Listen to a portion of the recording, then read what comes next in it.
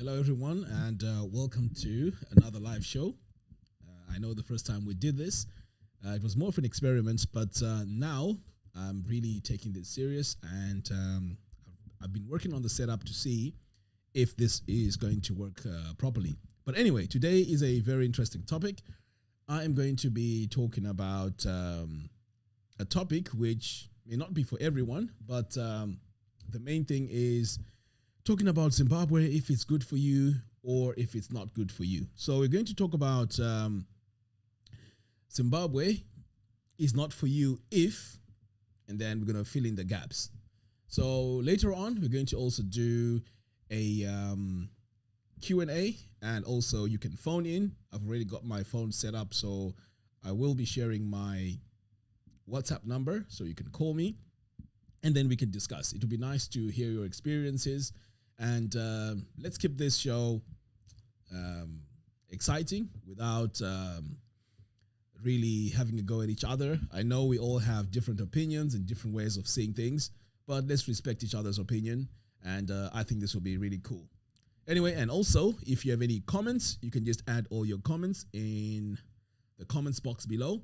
And that will be cool. I'll do my best to respond to them and also, respond to them. So let's start by, I can see already we have 8 people watching. Let's start by perhaps maybe introducing where you're watching us from. I think that'll be good just before we start. Okay, like I said, we're also going to have the opportunity to call in so we can discuss different topics. Okay, so I can see here there's Cromwell Katillo. Awesome. That's looking good.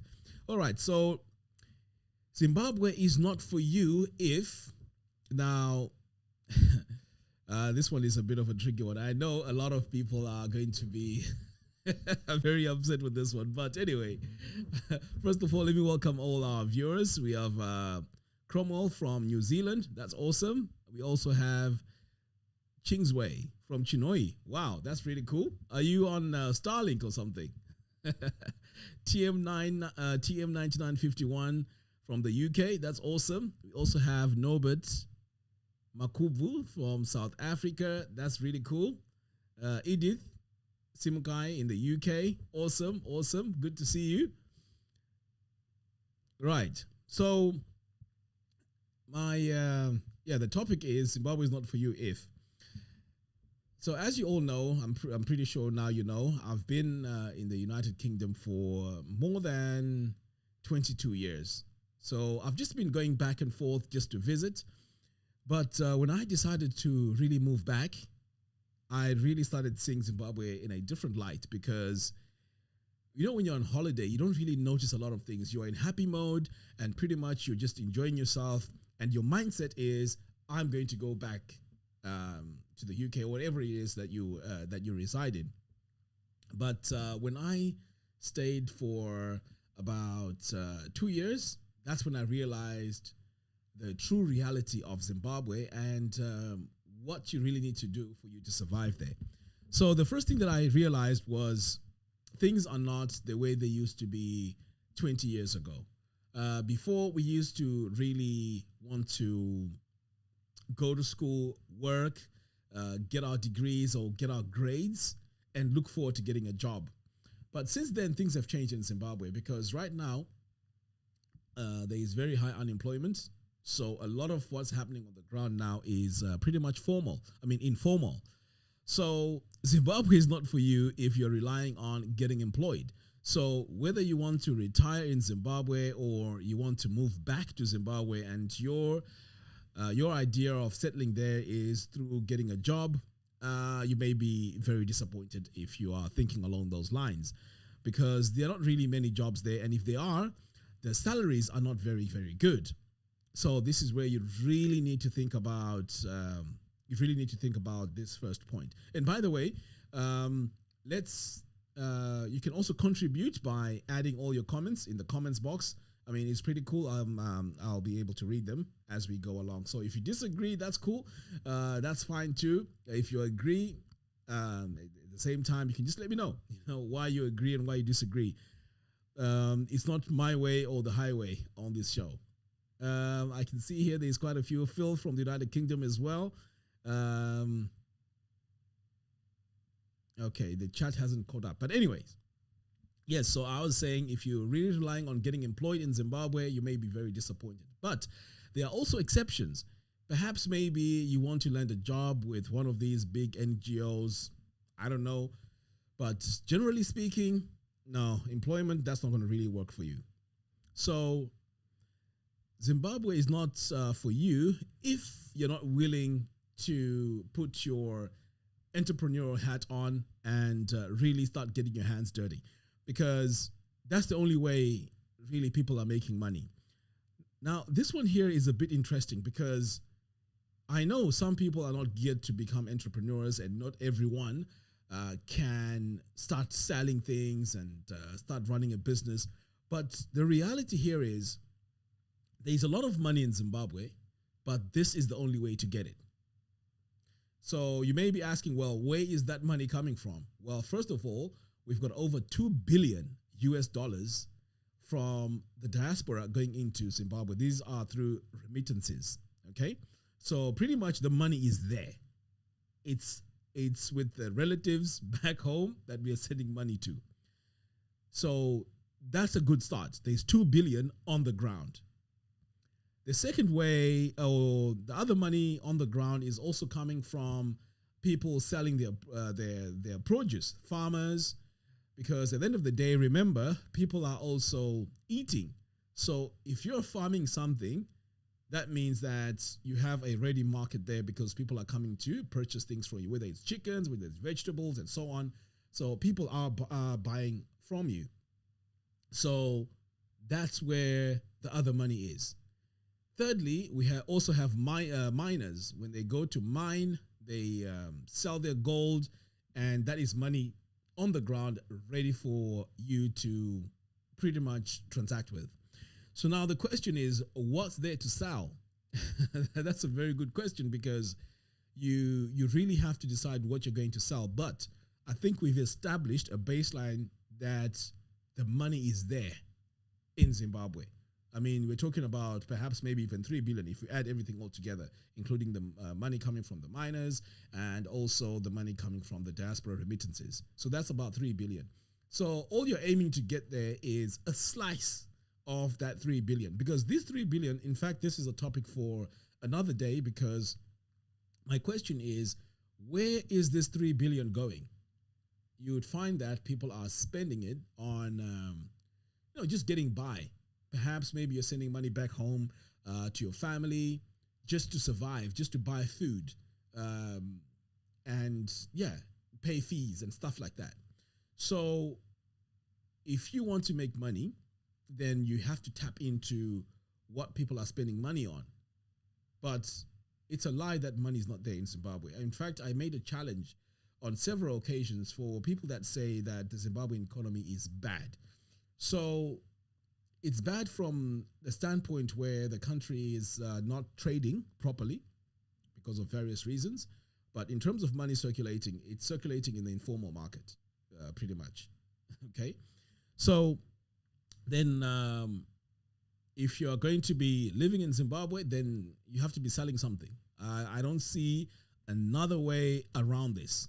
You got to be selling something. So if you really think about it, what else can you do in Zimbabwe to survive if you're not selling anything? I can't think of anything. If you have anything that you may be thinking, please let me know in the comments box. But for now, I don't think there's anything you can do to make money without selling something, products or services. Okay, so does that mean as soon as you start selling your products or your services, it's going to work right away? Absolutely not, because not everyone is an entrepreneur. You're going to make mistakes. You're going to lose a lot of money. But the key point here is when you do lose money, you need to keep going, because if you give up, you may give up too early. Okay, so you can't be disappointed and then just say, "Oh, you know what? I've lost money, or this hasn't worked, and that's it." Because this is now a learning phase. Even me, with my chickens, I'm sure you heard me talk about this story. Well, some people think that because I failed, then I shouldn't go into that business at all. No, it was a learning process. Yes, it was a very expensive one, but you do learn. Like, for example, I've learned that I'm not very good with managing. That's not my thing. So for me to be successful, I need to make sure that I have someone who is a very good manager for my chicken business to work, because I'm too soft, unfortunately. So that's where the problem is. I've got a question. I've got a comment here. It's easy to make money in a struggling economy. All you need is the supply, product, service that people can't live without. That is absolutely true. So sometimes we see a struggling economy and it may seem like it's a bad thing, but you may not realize that maybe that's a very, very good thing, because that's your opportunity now of filling in those gaps. If you fill in those gaps, trust me, this is where you would make your money. When things change later on, at least you've made your money. Okay. Norbert says, generally in life, it's either you are a buyer or a seller, and avoiding buying too much without selling. I like the way you're looking at that, because the same thing happens in the Western world. You find that their economies are based on buying. So they would actually lend you so much money, credit cards, loans, for you to buy. So I agree with you, Norbert, there. That's a very good point. So yes, you have to be selling something. So when it comes to selling things, this is where now you need to decide, because there are certain things which, if you sell them, there isn't much. It's a no-brainer. And then there's certain services or products which really selling them is not like something that someone may need right away and it's a do or die situation. No. So here's an example. If you're selling, let's say, vegetables or chickens or whatever it is, people want to eat every day. But if you're selling, let's say, car parts, someone can go, let's say, a month without needing that part. So you can see the urgency of these two things. So you just have to now decide which one you want to go with. And also sometimes the marketing is also different. If you're selling your car parts, then the marketing has to be a bit more extreme than someone who is, let's say, selling food or selling vegetables. It's different approaches. But the bottom line is you have to be ready to sell something. If you're not selling something and you're waiting for other means of making money, it's going to be very, very difficult for you to live in Zimbabwe. And it's funny because when I look at people that sell things, even the things that you may look at and say, but this is not really exciting. This is not, Makisa, those guys are making money. I'm telling you, it's unbelievable. The guy who's selling on the side of the street, you'll be shocked how much money they're making a day. Some of these guys are making $50, $60, $80 per day selling on the side of the street. Of course, I'm not suggesting that everyone just goes on the street, but I'm just giving you an idea that people do have that buying power of purchasing products pretty much on a daily basis. Okay, I can see there is another question here. I'm interested in buying gold. Is this a viable option? Phil, to be honest, I'm not really sure. I'm not really into mining, and I haven't even tried that at all. Personally, I would say you would need to speak to someone who's in the field for them to give you advice. William Collins from Durban, awesome. Is this where the snow is, William? I saw a post earlier on saying that there is snow in South Africa somewhere. I'm not sure if that's the place.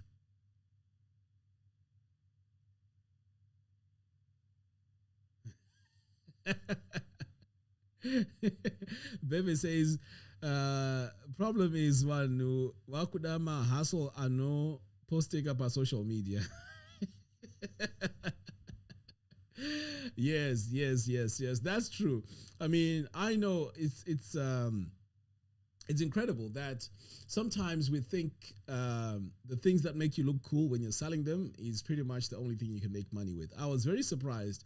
One time I gave a lift to someone that lives in Borodale, on my way to Borodale, and this guy was telling me that he sells cabbages, and he bought his house selling cabbages.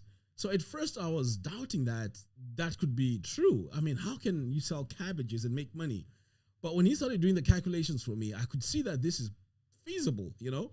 So you'd be surprised how people are making money on the ground. We're talking about tens of thousands selling produce. It's incredible. It's to my left of what? Nobody says small businesses make more money than Sure, Baremsika is the biggest market in Zimbabwe. My uncle came with 12K cash after selling potatoes. I mean, you see, what nobody's saying here, I've heard quite a few stories similar to what he's saying. And if you really think about it, here in the diaspora or wherever you are, it is very difficult to make 12K just like that. Of course, I'm not saying you might not lose money if you go into farming, but I'm saying the money, if you do get it, 12K is a lot of money. It's incredible that you can actually make that kind of money through selling something at the market. So that to me is pretty interesting, you know. Anyway, so in fact, you know what? I need to open my window here because it's getting so hot in this room. And anyway, so far, guys, I'm really excited because 42 of you are watching this show. That's really, really awesome. Thanks a lot for that. And please continue sharing this, please.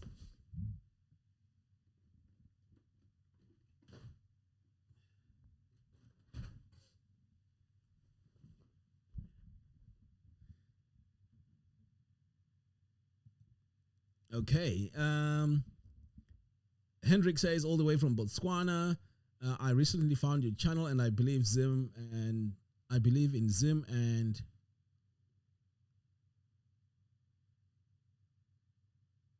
so I take your teachings and advices seriously. New aspiring farmer here. Bless. Awesome. Thank you so much, Hendrik. Bebe says, these guys in farming are making a lot of money. I am just 25 years of age, still studying, and ever since I came across this channel, I'm saving to start up into farming. And definitely it will work, because farming is one of those areas where you are going to make money always, because people always want to eat. So selling something in farming is very, very, very, very easy to do, because people are going to want to eat. Whether it's chicken, whether it's beef, whether it's eggs, whether it's milk, people are always going to want to eat.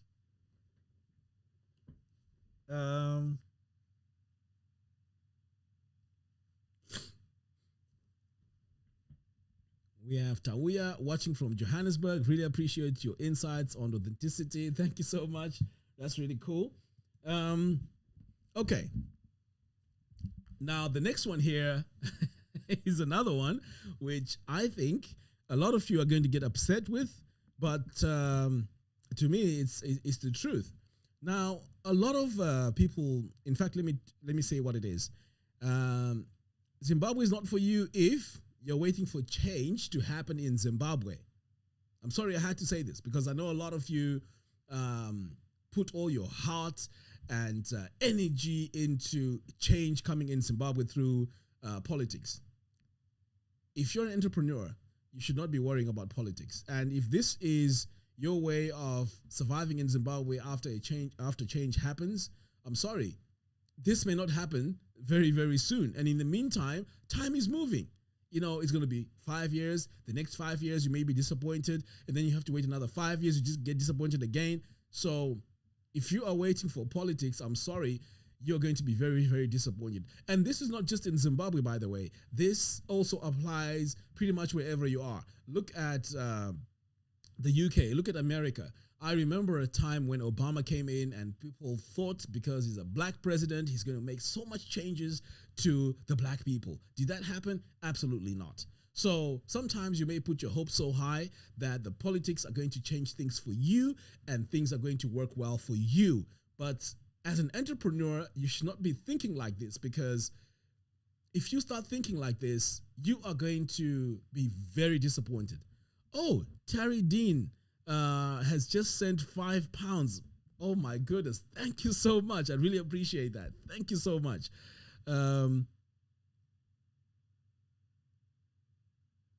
This is really cool. Thank you so much. Right. So Terry Dean, the question is, do you still have to budget for paying people besides to get official documents such as permits and licenses? No. In my experience, these permits and official documents can be, you can get these through the right channels. Absolutely through the right channels. Now, what I normally do, because I hate waiting in line, I've just been used to how things work in the United Kingdom. So what I do is I go to my lawyer and just ask him for advice. And sometimes he does most of the things that I need to get done easily just through him. But from what I know, you can still get your documents officially if you go through the right channels. And that option is there. The only problem is, as Zimbabweans, we're used to this idea that you have to give someone something for something to happen. But so far, I haven't had to pay anyone anything to get something done. For example, when I was getting my kids' citizenship, I didn't need to pay anything to anyone. The channel is pretty straightforward. Yes, it can be long. Yes, you may have to spend so much time, but you don't really have to pay anyone. You may be frustrated because it's not happening as quick as you want, but it will happen in the end. And I guess this is where you need to practice a bit of patience. Okay?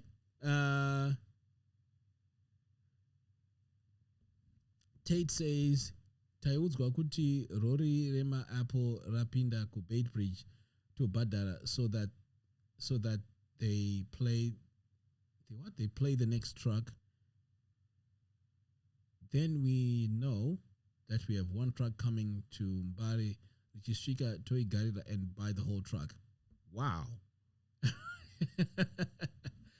I like this. I like this. I mean, keep sharing those stories, please. I mean, I really appreciate this because obviously, we don't know much about how things are running on the ground. And I know a lot of you have information on how to get things done and how people are doing things, because a lot of Zimbabweans don't share, Okay. Bebe also says, I believe you can get all permits with the right process. It will be a bit slower. Kana uka sasia ye drink chete. Exactly what I was saying.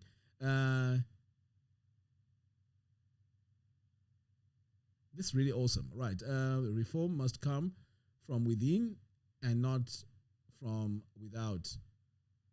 Change, tanga newe. I like that way of looking at things as well. The greatest resource we have is human capital. From Regis, that's a very good point. Hey, bro, I'm originally from the UK and I am trying to do business in Zimbabwe. That's Magribi from London Vlogs.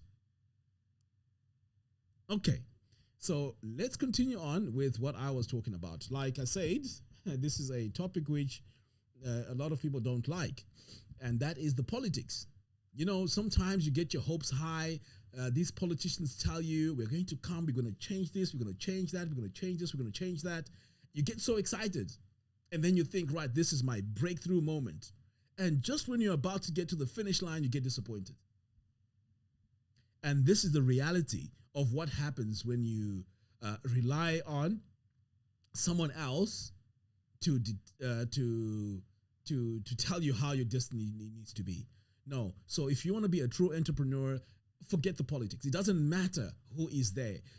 It's about the opportunities. You need to be sitting there like a sniper looking at the right opportunity to go for.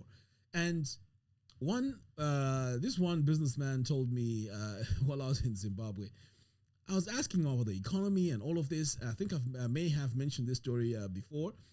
This gentleman said to me, in that chaos is where the money is. And I was like, wow, here I am waiting for that perfect opportunity for the country to be perfect for me to start a business. And then now this established businessman tells me that in that chaos is where the money is. You just need to make sure that you find your way, you pave your way in that chaos. So I thought about it, and then I just started filling in the blanks myself. Now, if Zimbabwe had so much regulations in farming and in this and that and this and that, and you had to apply like how it is in the UK. I mean, try starting a business in the United Kingdom. Let's say selling food. You have to go through so much for you to get an approval to start selling. There's so much. They have to check if this is in place, if that is in place, if this is in place, if that is in place. It's crazy. Even setting up let's say, a business where you want to do farming. I've learned a lot from Clarkson's Farm. It's not as straightforward. You have to go to the council to get this approved, to get that approved. Sometimes it's good, but for those that want to really go into entrepreneurship, it's a very big disadvantage, because sometimes you may have the funding, you may have the money, but the regulations are stopping you. So in Zimbabwe, we don't have crazy regulations. It's pretty much a market which is ready for you to go in and start trading. So waiting for the politics, I'm telling you, you'll be very, very disappointed. Luckily, I'm not one of those people that care about politics. I don't care who's the leader, whether it's Triple C, whether it's ZANU-PF. I mean, I don't care. What I care about is how am I going to create my product that I can sell to the people, because people will eat anyway, whether there is ZANU-PF or whether there is Chamisa or whether there is Democrats or whatever it is. People always want to eat. So that's where my focus is, providing products or services to the people. And that is what you need to focus on if you want to make it in Zimbabwe. The fourth one here, again, a few people may not like this. If you're someone that is always relying on debt, always relying on taking credit cards or loans and stuff like that, you may be disappointed if you want to live in Zimbabwe, because these services are not readily available. I mean, you would need to perhaps go in and, put down your house as collateral if you really want some money. But again, do we really want to do that? Perhaps not. Okay, so if you are in the diaspora, save your money. Save your money, and this money can work towards whatever it is that you may want to do in Zimbabwe. In fact, we may not even realize how fortunate we are, for those of you or for those of us that were able to go to the diaspora. We are so fortunate because we have the ability to see how things are done here in the developed world, and then we take those ideas and apply them in Zimbabwe. You see now. And if we do that, you'll find that things will work really well, because here things are done very, very professional and very, very efficiently. So if we take those notes and apply them on the ground in Zimbabwe, you'll find that these are our opportunities of becoming very successful in business, because there is so much here that we can learn, or we can learn from, that we can apply in Zimbabwe. So it's a great opportunity that we can use in Zimbabwe if you want to start a business. So right now, as I speak, I don't see any other way that you may think you're going to survive in Zimbabwe if you want to retire in Zimbabwe or if you want to move back to Zimbabwe without selling something. You have to sell something. And also there's another opportunity here if you want to sell or start a business. There are so many products that you can sell that you can sell to Zimbabweans on the ground in Zimbabwe. These products are, so many. Car parts, it may be stationery, clothes, cosmetics, you name it. All you need is good marketing, right? Maybe build a website, good marketing, and take some orders. Of course, you have to create some trust. These are the sort of things that we'll be discussing in the community, by the way, because I have a website. If you haven't seen this, in fact, let me show you. It's the Ruwa Organic website. This is a community of like-minded people. So as you can see here, there's about 800 members, and this is growing, by the way. 800 members. It's brilliant. Here we have a news feed. It's pretty much like new Facebook, Facebook groups. You can come over here. You can type in what's going on in your mind, and you can just type there, post it, and people can react and also comment. They can like. So, for example, if I wanted to comment here, I could go in and start typing. So as you can see here, this is a community which has different groups as well. So if I come over here to groups, you'll notice that if you are someone that's really into, let's say, building and construction, there's a group there. There's farming, there's general, there's business and investment, shipping, name and shame. Yeah, for those people that are here to scam, we have a name and shame here. So please do utilize this as well. So as you can see here, this is the group that I am working on, and we're looking forward to growing this so that we can help each other out. The link to subscribe or to register is in the video description below. Go ahead. It's absolutely free. But soon, I know I keep saying soon, I will be closing the group, perhaps maybe when I reach 1,000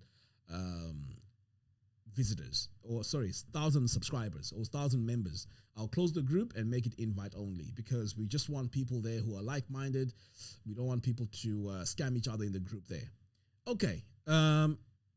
Craig says sound is too low. Okay, let me just increase this. Okay, I hope this is much better now. Okay. Is this better now? Please let me know in the comments box if this is much better.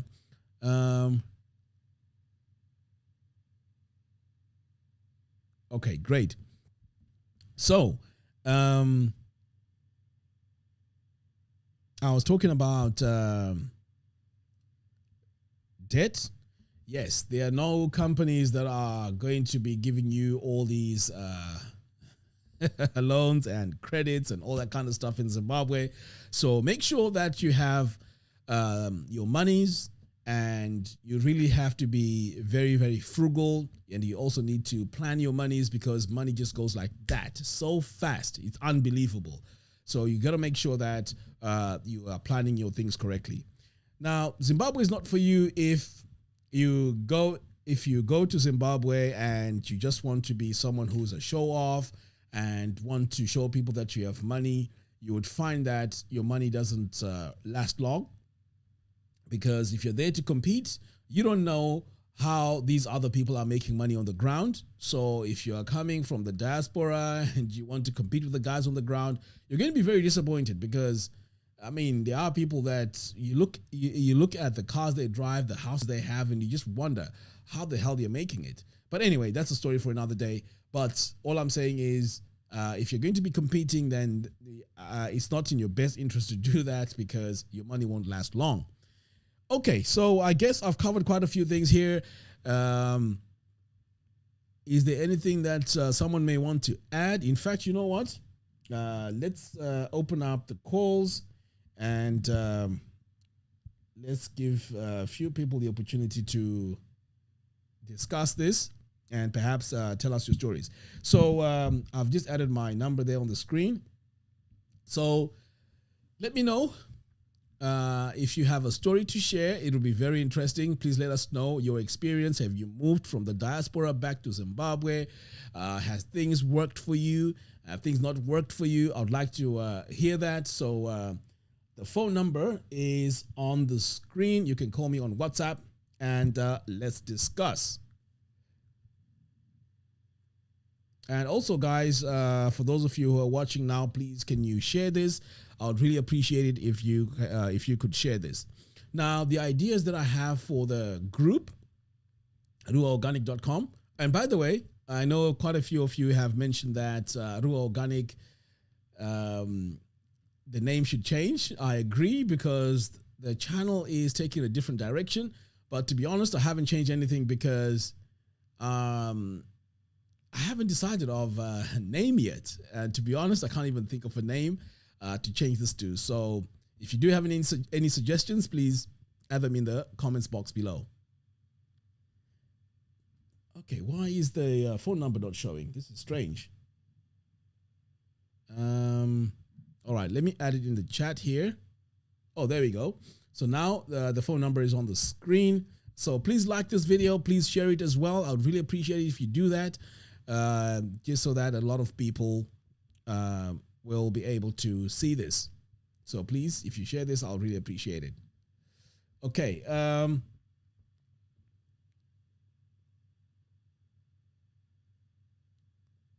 Culture Crack is in the house from the UK. Awesome, awesome, awesome. Yes, whoever has the guts or the time to call, the number is on the screen. Let's have a chat. Tell us share your stories. It would be really amazing if you could share your stories with us.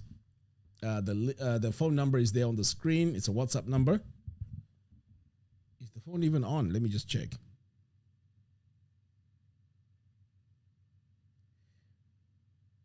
It could be that the number is not on. Let me just double check. Okay, that's fine. Okay. So we'll give this about 10 minutes if no one calls, and then we can just call it a day. And I'll think of another topic to discuss again. Oh, okay. Here is Tammy calling. Hello? In Zimbabwe. Hello? I have the capacity. You have Hello? Yes, thanks for calling. Could you please lower your volume? Because I can't, there's a lot of feedback. Sorry. Can you hear me? Yes, loud and clear. Hi, I'm good. How are you? I'm good. How are you? I'm good. Did you see my message? You're live on the show, by the way. You gotta be serious.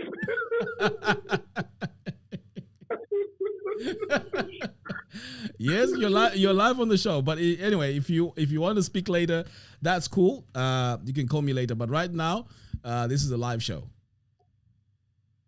Okay, I'll call you back. Okay, cool. Cheers, mate. All right, take care. Okay, bye. That was so funny. The phone was cute. In fact, the phone now is connected to the mixer. So, yeah, that's what happened. Anyway, oh,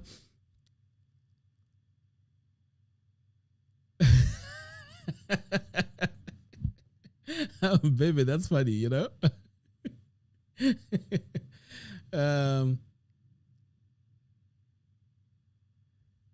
Tinashe says, I am on shift in the UK. Cloud have called in. Kuti says, like you said, there are opportunities in Zim, but you have to research for yourself, be on the ground and see it for yourself. Too many scammers. Yes, absolutely. So let's talk about the scammers. You see, you can't help it, but if you live in, say, the West, where things work a certain way, you, in the back of your head, you're expecting things to work that way as well. So sometimes, like for example, with me, people were saying, "Oh, you're just so gullible, you're easygoing and you're a walkover," and accusing me of so many things. Do you know that you can be actually on the ground there? Because I believe there's some sort of a code that you need to know, because these people can tell that you're new or you may not know how things are done, because I remember the first time when I used to go and park my car and then go and ask for prices, every single time guaranteed the prices were doubled or trebled. And then I had to negotiate down, and still I know they would have gained from me. So what I ended up doing was I would go in, depending on where I am, I would go park the car at a distance and then walk. Or I would go with someone and then I would ask that person to buy for me. Just the other day, I wanted to buy some foam for my room because with my microphone, the sound was bouncing too much from the walls. So we called one guy, and this guy said to me, "Okay, well, the foam you're looking for is going to cost you $30 US." And I was like, "No way! There's no chance this is $30 US." So I said, "Okay, why don't we go ourselves to the place? It's somewhere in Willowvale, and see for ourselves." And it was so crazy. When we got there, the foam was going for $12. So just like that, if you're someone where if you're told a price, you just agree right away and say, "Okay, I'll take that," chances are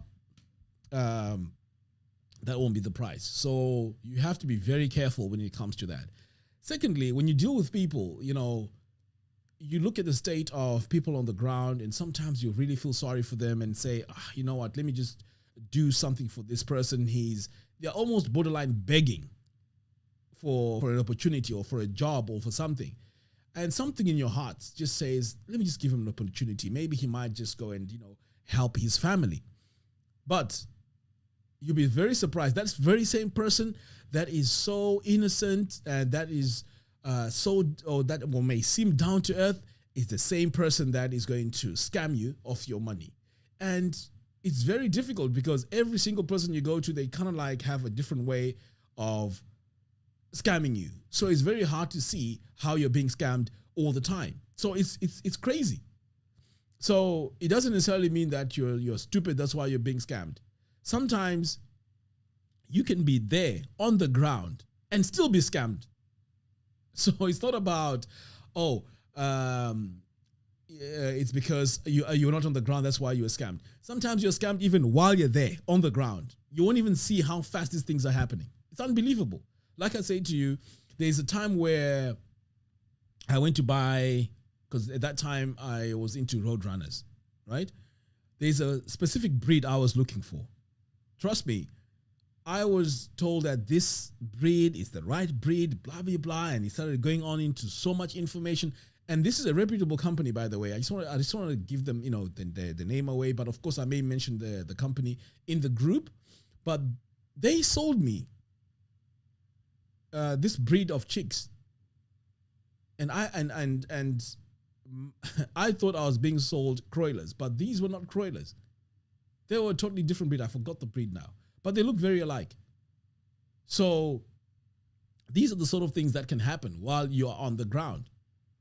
So you have to be very, very careful when you're on the ground and when you're dealing with people. But yes, you need someone on the ground to help you out, to go out there, deal with people, ask for quotations and stuff like that. Otherwise, it's very, very easy to get scammed.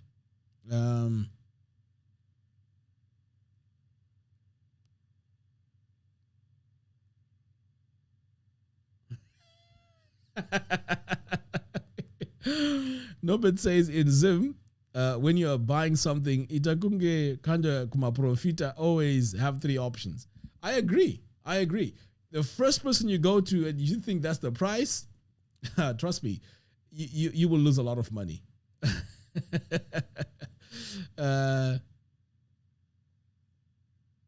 Daughter of Zion.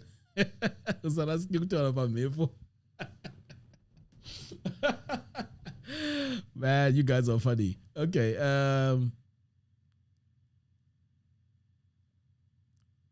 Culture Crack says unfortunate.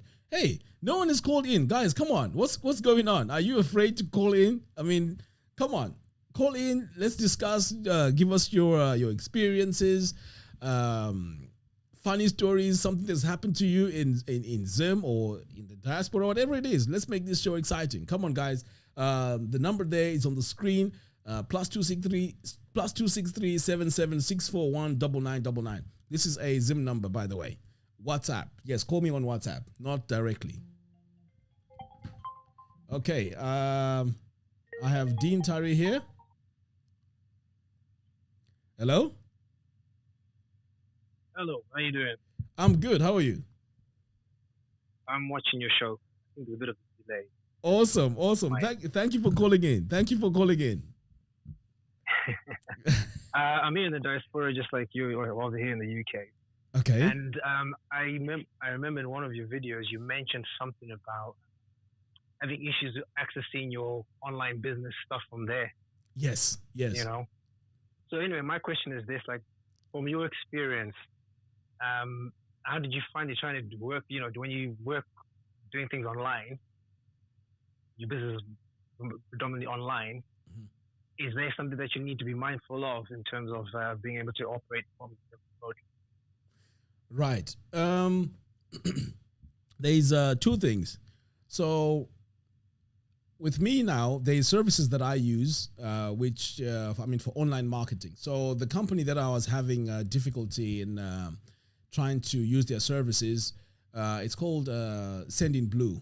It's a company that it's an email marketing company. So I think the way they operate is by checking to see where your IP address is coming from. So they were able to detect that I was from Zimbabwe. So that's the challenge that I was having. But generally speaking, if you use a VPN, in fact, I think someone mentioned that I should use a VPN. I use a VPN called... I thought as much, yeah. Yes, I use a VPN called ExpressVPN. It is quite good. So basically, it just changes your location and makes you seem like you're accessing the web from a totally different place. But that's pretty much the only big issue that I had. And sometimes, of course, with the bank, you'd need two-factor authentication. I mean, I know if you use, say, Barclays or any of these banks for doing transactions, if you're talking about Barclays UK, right? Barclays UK, yes. There's no more Barclays in Zoom now, by the way. So Barclays UK, sometimes they would want to send you a text message. So if you're in Zim for quite a long time, that message may not come through. And that's another challenge that I also had. That's the second thing, or the second problem that I had. So that two-factor authentication can be a problem. So what I had to do was I gave a friend of mine a line that whenever I was in that situation, I will just call him and say, can you keep an eye? There's a text message that's coming through. So as soon as it comes through, can you just let me know what it is? And then I'll just enter it on my phone. And pretty much that's how it worked. So the first few, I'll say a month or two, you get into Zim, your text messages will be working on roaming. But for some reason after that, they don't really work. That was my experience. Okay. No, thanks for that. It's good to know these things because I know you were talking about working online, and some of us do work online, and it was just quite interesting when you raised that. I know it was part of a different topic. And yes. But that was something that kind of got my ears sort of tuned in. I thought, oh, hang on a second. If you're gonna have issues with your IP addresses and things, and getting VPNs in. Yes. I'll probably say maybe that could be a topic for another video for people who are going to be working online, if they're based in Zen, Yeah. But I appreciate what you're doing, Wong. This is absolutely really good for a lot of us. Nah, awesome. That was me that sent the super chat, by the way. Sorry? That was me that sent the super chat. Oh, awesome. Thank you so much. I really appreciate it. Yeah.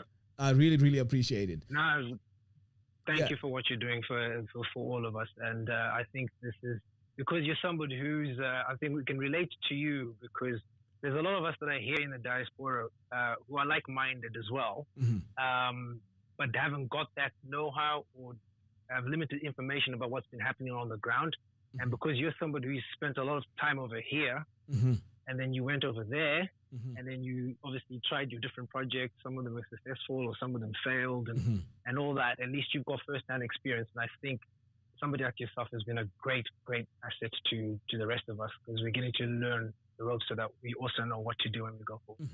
No, thank you so much, because the idea here is I know how hard it is to work here and spend so much time here without traveling easily. So I just sympathize with the guys here in the diaspora, because to be fair, everyone here works so hard, and to lose your money on stupidness that happens on the ground, it's very painful. I remember a time when people were building back home, and I would hear some horror stories of someone sending so much money, being told that the house is now on window level, blah blah blah, only to find out the house doesn't even exist. Can you imagine? You know? So yes. So to me, those stories, they break my heart when I hear them. But it seems like the guys on the ground, they're heartless. They just say, "Oh, you've got money in the UK," you know, and they're not even ashamed of spending that money, you know. So this is why, if I can help however I can, and this is why I also open the community, you know, if I can help however I can, you know. Then, you know, it's good, because I believe that if I help someone, you know, good luck also comes to me, if you know what I mean. My friend, you're a godsend. Thank you very much for what you're doing, and I wish you all the best. And we'll see you one-on-one. I need to go. But yeah, I want to give another person an opportunity to call you. So, but yeah, keep on what. All right. Thank you very much. Thanks a lot. Appreciate it. Cheers. All right then. Bye-bye. All right, bye. All right, that was Dean from the UK. Thank you so much for calling. There's quite a few. Comments now. Let's see.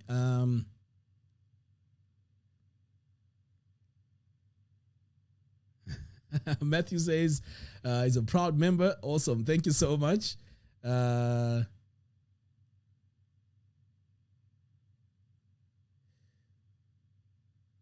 Rati says, thank you for your honesty and openness. Awesome. Thank you so much. Appreciate it. Tinashe says, I hope you're willing to discuss your upcoming Broiler projects. One you once mentioned, I have experience and looking into setting up again in the UK. Yes. Regarding the Broiler project, now let me give you more information on that. Now, you see, what I realized is there's different stages of doing these broilers. You can do, let's say, batches of 100 every 6 weeks, right? And that has a very low barrier into entry, because 100 is very easy to manage. It's very easy to do. But when you start going into the big numbers now, you start realizing that there's a bit of investment that's needed. You're going to need a solar system. You're going to need feather pluckers, those machines that plucks out the feathers. You're also going to need perhaps maybe those massive commercial freezers, because if you're going to be storing, let's say, 1,000 chickens, because that's where it really starts making sense, when it's 1,000 and above. When you do 100 batches of 100, it's okay, but it's not really worthwhile, because if you start, let's say,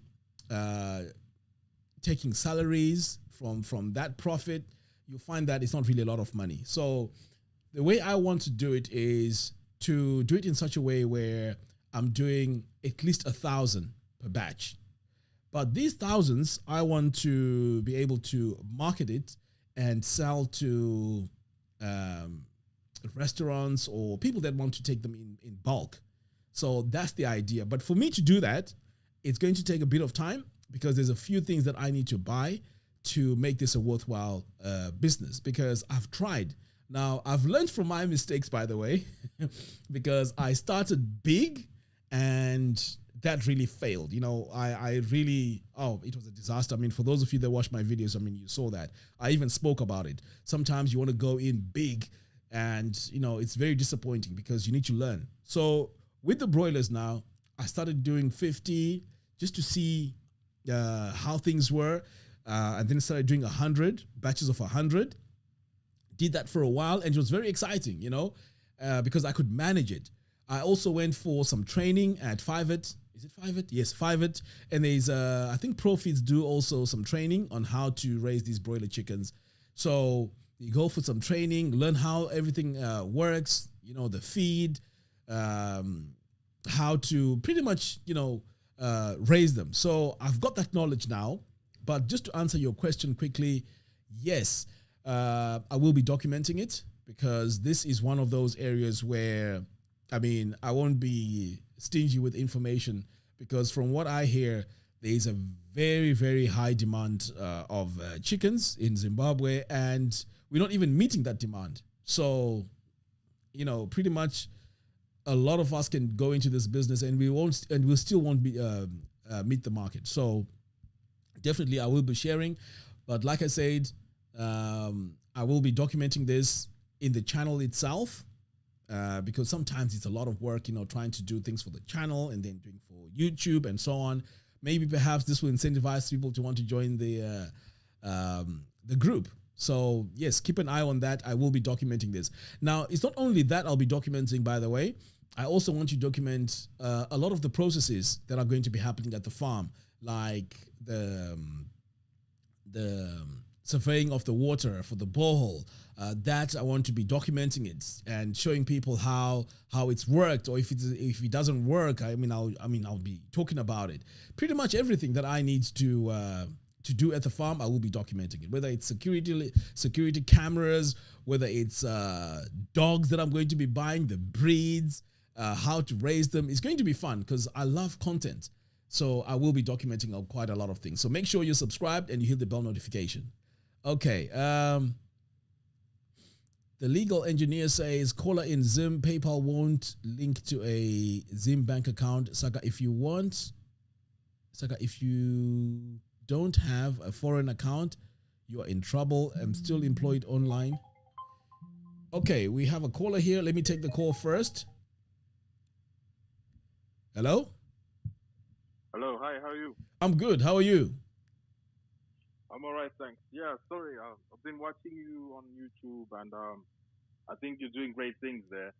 Oh, thank you so much. Appreciate it. Where are you calling from? I'm calling from the UK, but I spend time between UK and Zimbabwe. Okay. So I'm in Scotland, in Aberdeen. Okay.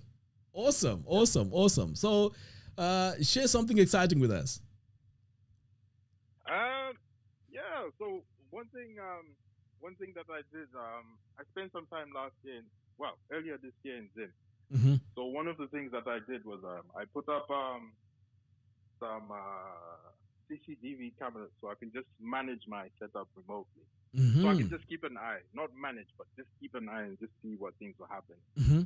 So one of the guys who was working for me, he decided to, because I put up like solar panels, Mm-hmm. and I was like trying to set up maybe my irrigation system, just make sure it was like on point, like it was like, ready for doing farming activities. Mm-hmm. So this guy, he decides to dig a line from my solar panel, and it runs it to the next door, and he starts selling it as electricity. Wow. Yeah. So luckily, how I managed to figure it out was because I was looking at my security camera, Mm-hmm. and I saw them digging the line. So then I decided to go to Zim, and I just started to, I saw this line, and I was like, what's going on? So I got an electrician, and it all happened in front of the guy. Wow. And then the guy, so this is the kind of things you have to deal with. Like the people that sometimes work for you, they'll do little funny things as well. But I think if you have good people working for you and you look after them, I think I was very unlucky with that guy, but I managed to replace him with someone else. But I think because I was calling about like what ideas you've had around like security cameras, because I'm always looking to expand my setup. So have you had seen other people doing something interesting with security cameras? Because one of the challenges I have is like internet, in Zimbabwe, especially now with Starlink. But I'm lucky where I am. I have like other providers, but I don't know what kind of stuff have you seen in Zimbabwe when you've been right. So I've looking around. Yeah, I've been to a few farms, and the security systems that I saw were using 4G. So you'd put a SIM card in, and that's how you'd connect to. That's how you'd remotely connect to the system. But from what I saw, it wasn't very, very reliable. Yeah. So at that, regarding the CCTV stuff, I was actually stuck because I was also looking for a solution for that, for the farm, because sometimes, like you said, I mean, imagine you managed to spot them digging a line to share your electricity. I mean, you would have never found that out. These guys will be making money without even you knowing.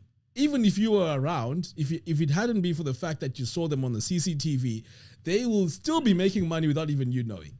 That's how crazy it is. So I think that's the very nature of the situation, because like if you're not there, like even if you're doing chickens or something, they will always find ways of just taking advantage of that situation. I'm not saying everyone is bad, but from my experience, there's always been like people are always looking for opportunities. No, I'm not trying to paint it in a negative image. I'm not saying people shouldn't do what they're doing. Just do, but just be mindful that things like that can happen.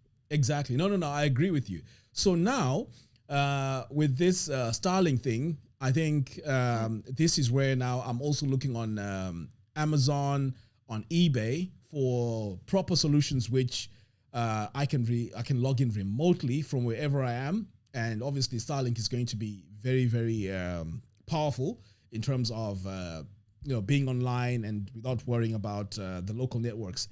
So this is now the system that I'll be setting up. I'll rather have it on Starlink, where I can connect to my phone, where I can see things in real time. So that will be my solution now. But in terms of cameras, I heard there is a company called Reolink, ReoLink. They seem to have very good systems, but I'm still doing some investigations to see which setup is really good. There's also a company that I saw when I went to one of these farming events at Birmingham NEC, because they do have some of these farming conferences and events and stuff like that. There's a company that I saw. I can't remember the name of the company. They had a massive camera, which is a 360. So basically, it moves based on movement. So if someone moves, those ones are good. Yes. But I can't remember the name of the brand. But at that time, that one used an internet connection, Wi-Fi. But at that time, it wasn't really an option for me because I had no Wi-Fi option. Because in Ruwa, there's no electricity, and there's no, and the network is bad, basically. So on that front, I think I was really stuck. But to add to that, I would say you should also look into dogs. Especially, I've got dogs as well. Oh, okay. Dogs as well. Yeah. I spent I think about 3 months about 4 months in Zim, just working, trying to just revive this place that I had. So I got dogs, I got cameras, I got the irrigation system. But that's really awesome.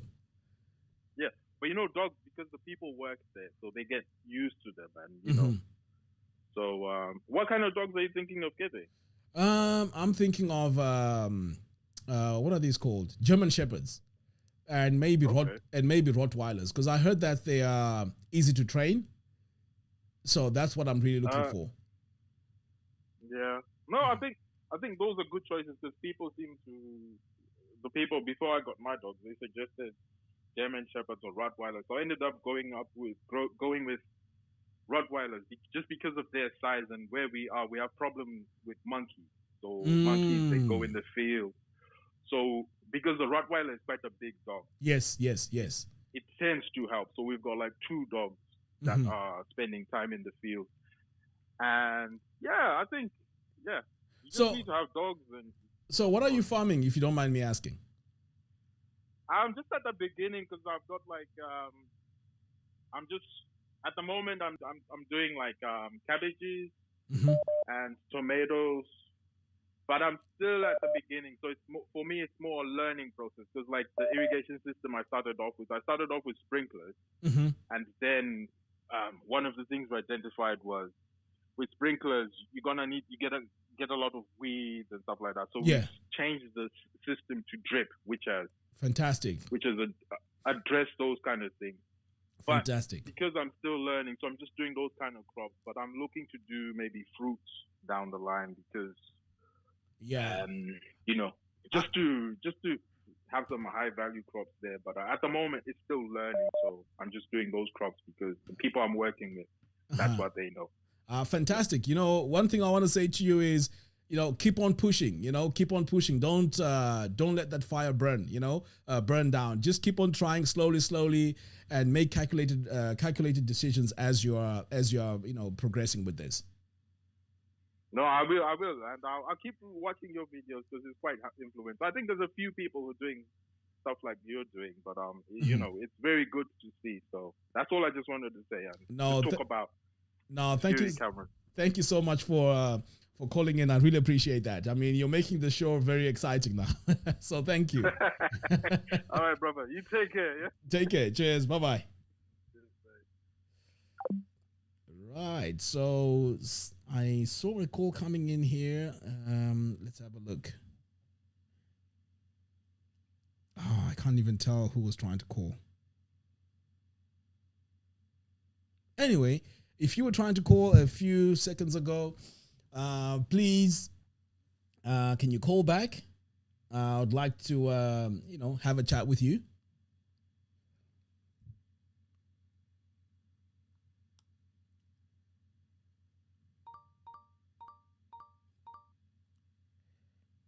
Okay.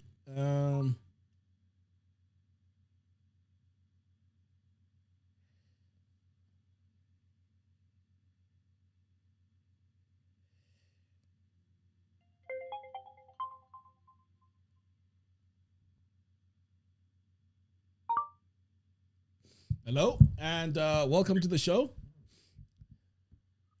Evening, sir. How are you? I'm fine. How are you? I'm fine. I've been inspired by your journey. I have questions and I have contributions. Fantastic. Okay, so what do you want to start with? Do you want to start with the questions or do you want to start with the contributions? Let me start with the building. With the building, I just want to give an advice. Stay away from family members if you want to do your things. Because diaspora or trying to buy things, because it's either they will buy it and it's not the quality you need, or they'll just take your money, then go to advantage. And you know what, the worst thing ipapo ndezvekuti watumira mari iyoyo yadyiwa ka kuti mutange kusungisana zvinonetsa futi muriwo ukama futi. You see now. Entitlement is very serious. It's extreme. Exactly. So I agree with you 100% on that one. If you want to build or do anything, I agree. In my case, I'm building Kudombo Shao.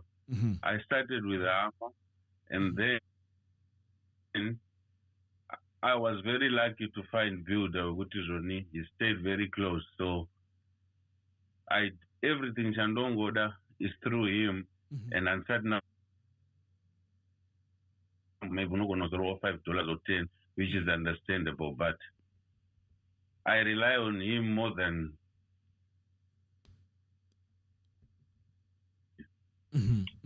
No, that's very good. I mean, that's very good advice, and I would say that too. And different on one of my videos as well. Kuti hama dzinonetsa, because when you start having problems, kuti uzoti ngatichitonga inyaya yacho manje kana kusungisana.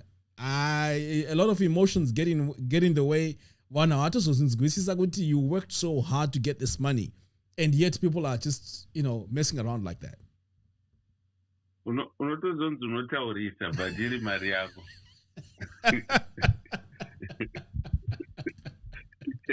Yeah. Okay, then I'll come to the one. I have a question for you. Like, you speak passionately about my broilers, and it? Yes.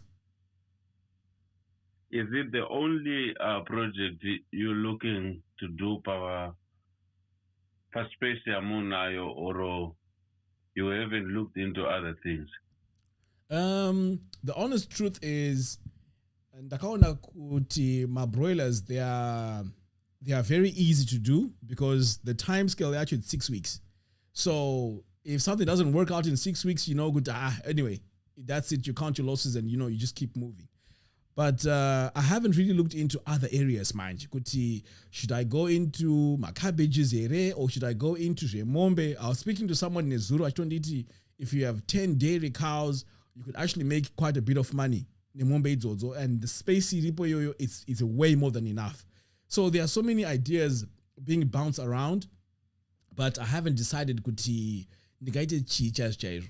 But definitely my passion is farming, because Kwandiri, it's so laid back, and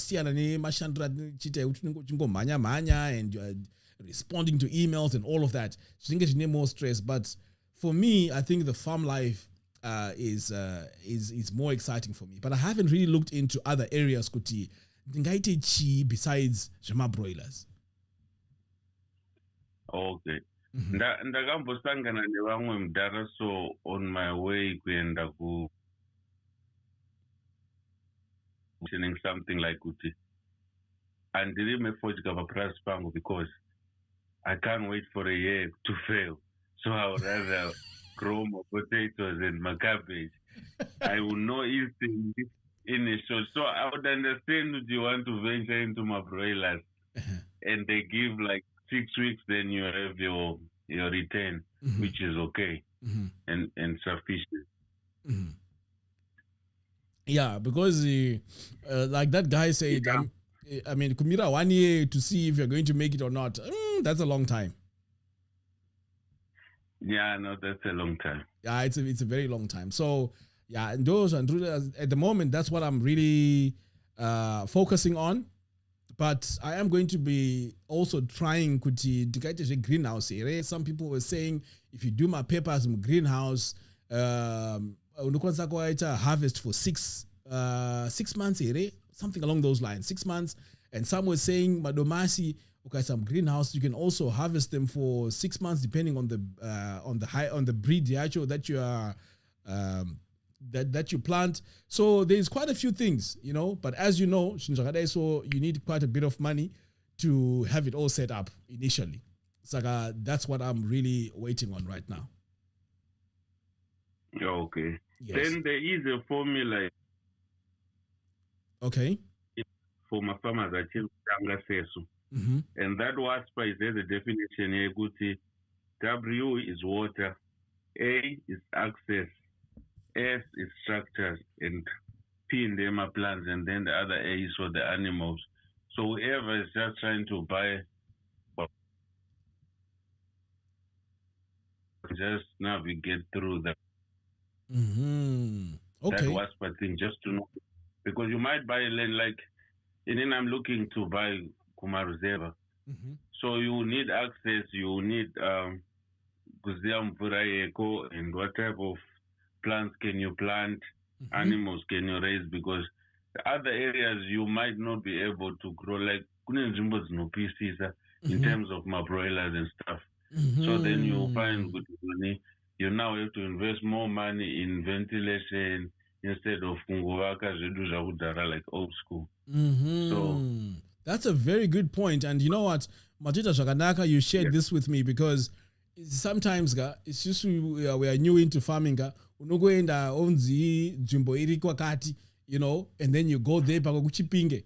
You have no idea what are the water tables like, but you tenga before you even do some research. Okay, is there water underground? How is the rainfall? And my temperatures, like Amira say, what can you do there? So this is a very good point, actually. We need to first investigate before we can go in and start and decide to settle in any place. Okay, I'll post it more community group regularly. But yeah, and just so you know, I haven't started farming. Dango jaredi okuma mise and what no remira ne a small piece of land. I'm still just trying to know what it is. And I think, Vanu, let's just invest more time in knowing and knowledge first before we venture into these things. Absolutely. Take your time, like on my weekends sometimes. Kunoitwa strawberry farming, kunoitwa ma grapes and wine and stuff. You just go and ask where can I help and just see no farmer safe. Either a day or two if you have time, or even for a few hours. Then another day, how much these people are making. Like there is this thing here, mass strawberry farms whereby it's open up to the public, pika. For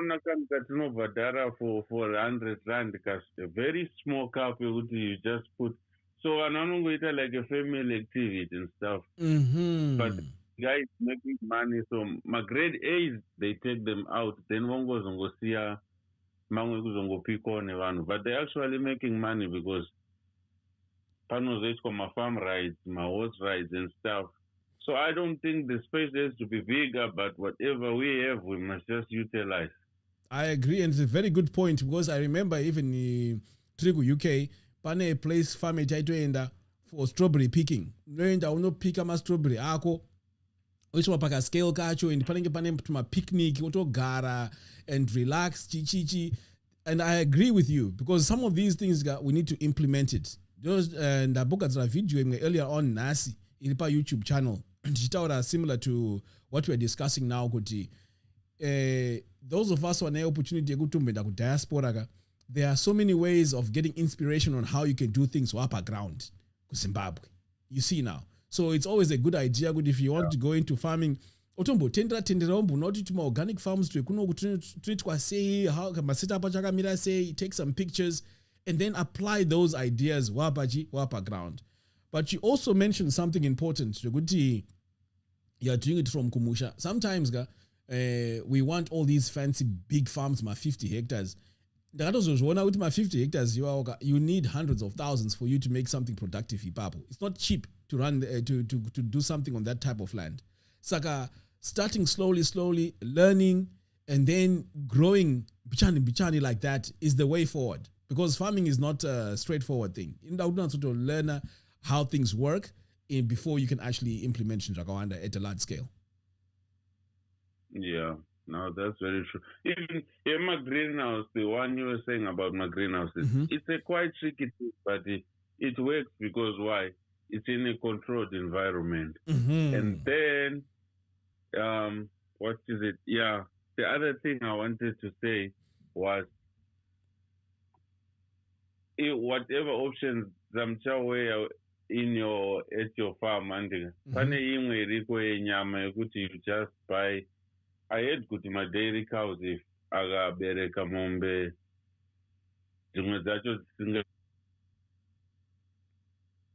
It actually sells them at a very low prices. Then ungomakuza and sell it as beef. But there's a guy on the ground Kevin period.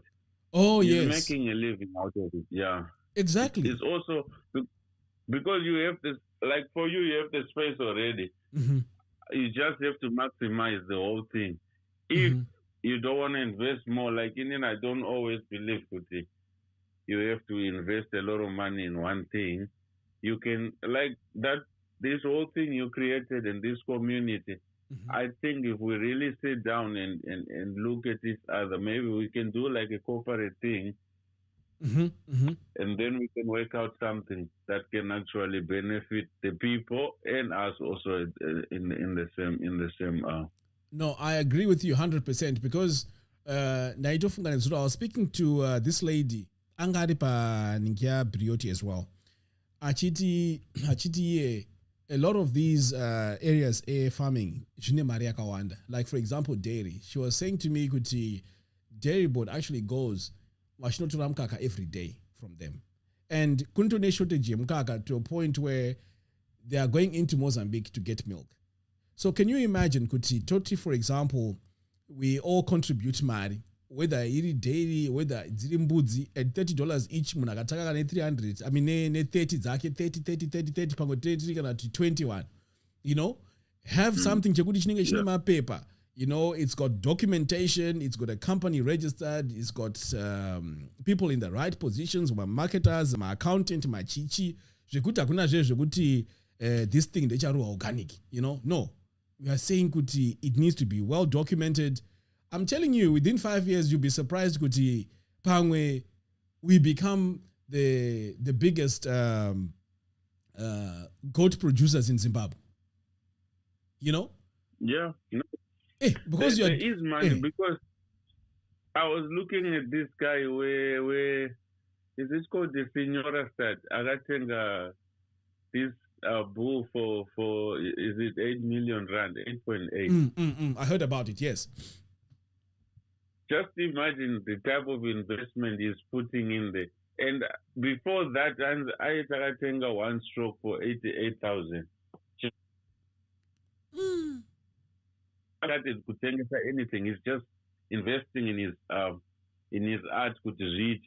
So farming has money, but I think we have to put our heads together, get knowledge and have hardworking people. Because I believe human capital is very, very, very important. I agree. I mean, I hope we'll be able to create something because some of us knowledge farming, and then we have someone who is very good at goat farming, then we minimize my losses mombe and my diseases because there's a professional saka put in the money to buy more cows.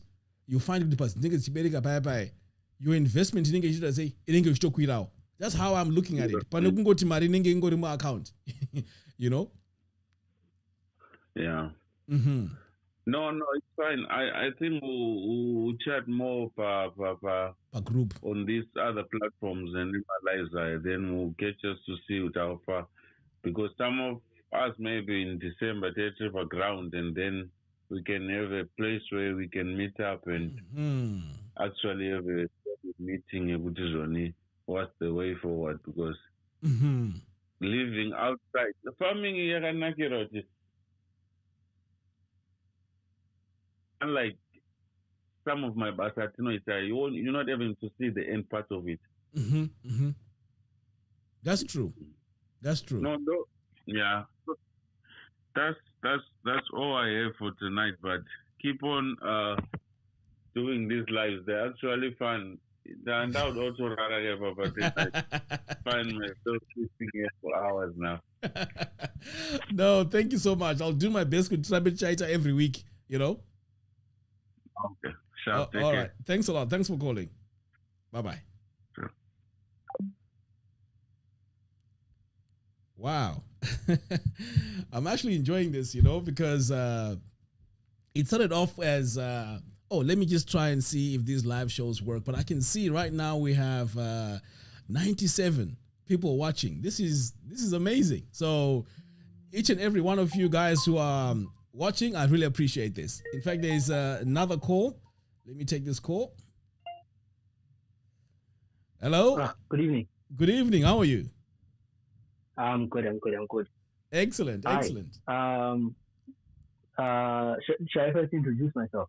Yes, please. Introduce yourself and where you're calling from. Okay, okay. My name is Ngovile Blessing Maziwa. Calling from I'm calling from Ellsbury, UK. Okay. Awesome. Yes, yes. Thank you so Yeah. much. All right. So talk to me. What do you want to share? Do you have any experiences or something you want to share? Painful. I only have tears. I only have tears. But it's mostly, firstly, it's on renting properties at home. I was just trying to inquire on like what pathway do people use to rent out their properties that they left at home, finding good and proper tenants, and those who use like Airbnb to lease out their properties, how are they managing it?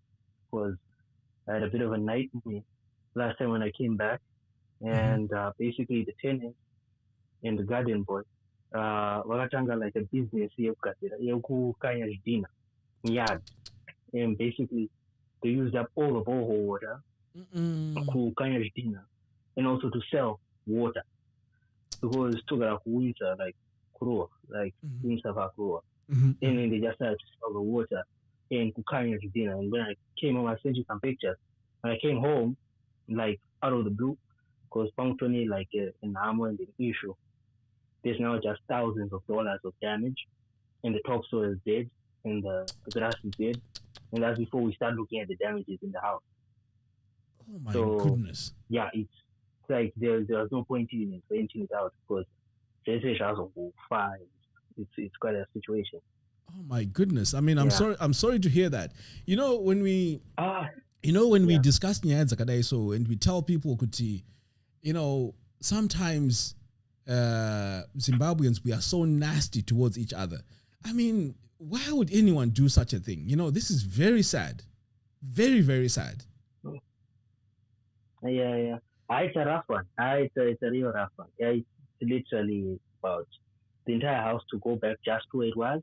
We calculated and we got some quotes about 27 grand in pounds. Wow. 27 to 35 grand in pounds. Wow. And yeah, that's true. And you know, in the internals. And you know the worst thing is, you'd find do I even you're just literally just it's such an unnecessary fight that you just don't even want to talk to the person anymore. That's when the end I was almost in silence. So I just was in silence. You know, so yeah, I'll tell you what I used to do when I bought my house. I did not.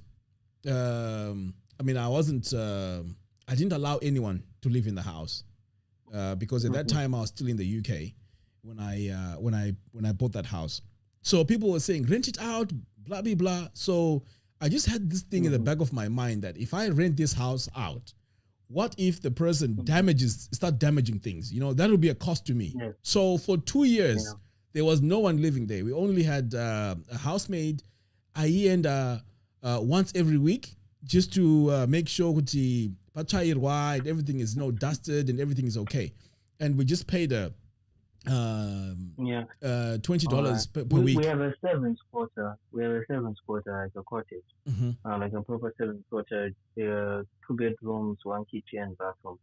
So I was thinking of getting maybe a maid who can be the caretaker and the guardian boy can come in, because the guardian boy is where we felt the most. Because at first we had the guardian boy stay there, and then 1, he was bringing in women.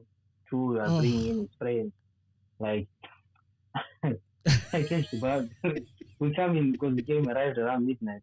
I catch this man like with 3 of his friends drinking beer on the stoop at like 1 a.m. and I'm like, how far?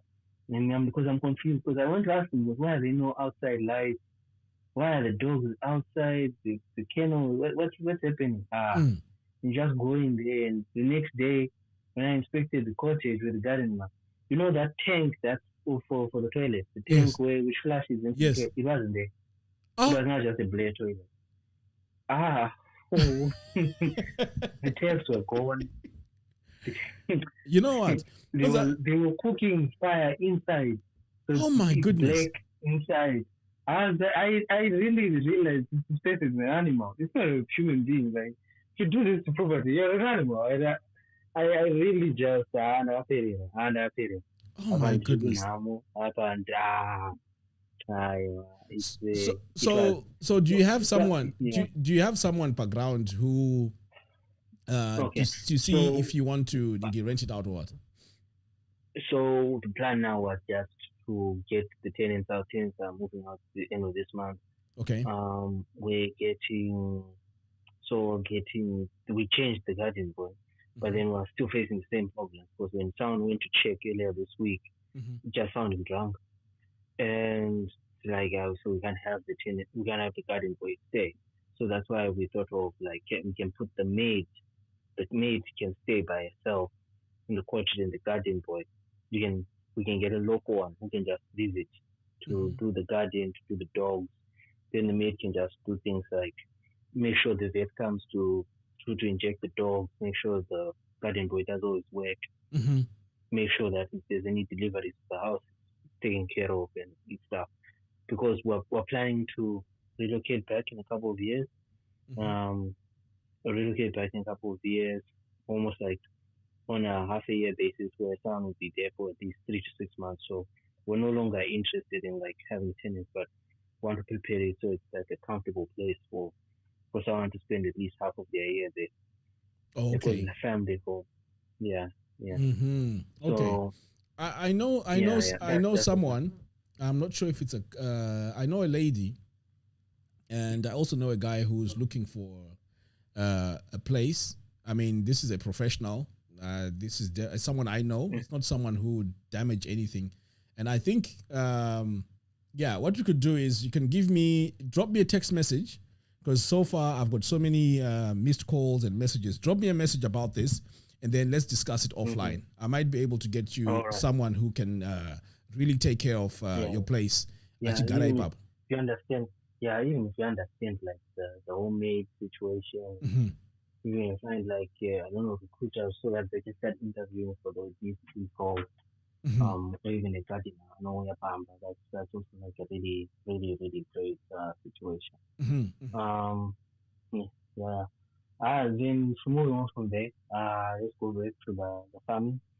Farming so far this year, I think it's the most we've managed to actually get the most progress out of it. Of course, not a lot of yield, but then we've being able to take things to market. That's quite an achievement, especially if you're not on the ground. Of course. We've managed to at least create a system where we can actually take things to market.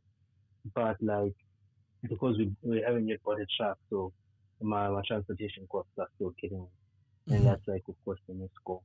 I wanted to understand what was your strategy for getting market, for finding a market for your goods, whether you need to host horticulture, even if you're not there on the ground.